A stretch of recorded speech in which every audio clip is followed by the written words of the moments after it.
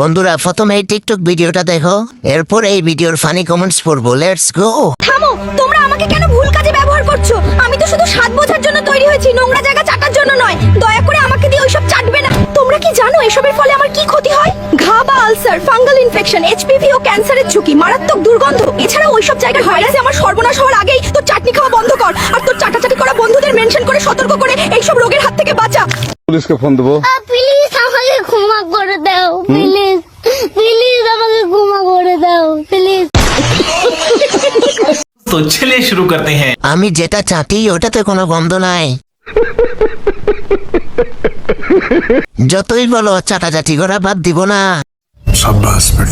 এই ভিডিও যারা বানায় তারা মনে হয় চাটাচাটি করে, আসলে চাটুটা কি?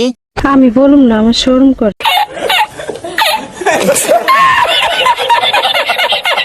নেক্সট।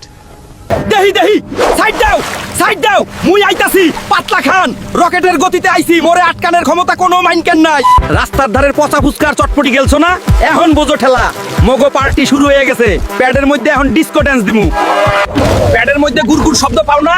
ভূমিকম্প শুরু হচ্ছি মুই। লুঙ্গি গিট দেও বাজান, সময় কিন্তু নাই। দৌড় দে, দৌড় দে, ল্যাট্রিনের দরজা খোল, বদলালো তাড়াতাড়ি। মুই কলো বাইর হয়ে গেলাম, মোরে আটকাইতে পারবি না। মুই তো গেলাম গা। শরীরটা দুর্বল লাগলে এক প্যাকেট স্যালাইন মাইরা দিস, আর সুস্থ থাকতে চাইলে ওই লাল সাবস্ক্রাইব বাটনে একটা গুতা দিয়া যা।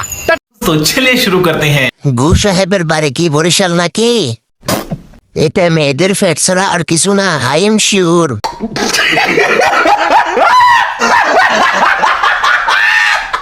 স্যালাইন তো আপনার হাতে, পাতলা খান, তাহলে মানুষে খাবে কিভাবে? নেক্সট। সালার পাত চল, আজ কাঠগড়ায়, আজ আসামির কাঠগড়ায় দাঁড়িয়ে আছে আস্ত একটা পাত। জজ সাহেব, ওর জন্যই কাল আমার তারাবির নামাজটা মাঠে মারা গেছে। তবে আসল সমস্যা কিন্তু সেটা না, ওর টাইমিংটা খেয়াল করবেন। ঠিক অজু করে বের হওয়ার পর নামাজের নিয়ত বাঁধার সময় কিংবা 10 জনের সামনে আড্ডার মাঝখানেই ওকে লিক হতে হবে। কি রে, ঠিক ওই টাইমেই কেন তোর অ্যালার্ম বাজে? তোর ক্যারেক্টারটাই তো ঘাটতেড়া। সুখের মুহূর্তে ভিলেনের মতো এন্ট্রি নিয়ে মান সম্মানের একদম ফালুদা বানিয়ে দেয়। জজ সাহেব, এই বেয়াদব পাতকে আজই নগদের রিমান্ডে নেওয়া হোক, ভবিষ্যতে যেন এমন অসময়ে অ্যাটাক করতে না পারে।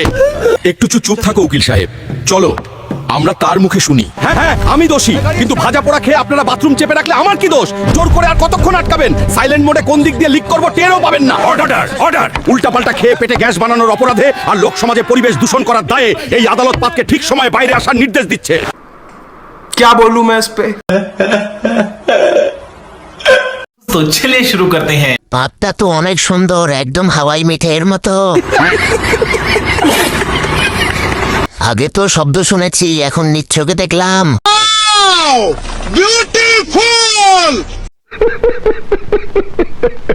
মাইয়া মানুষে কিভাবে লঙ্গে গিরি দিবে?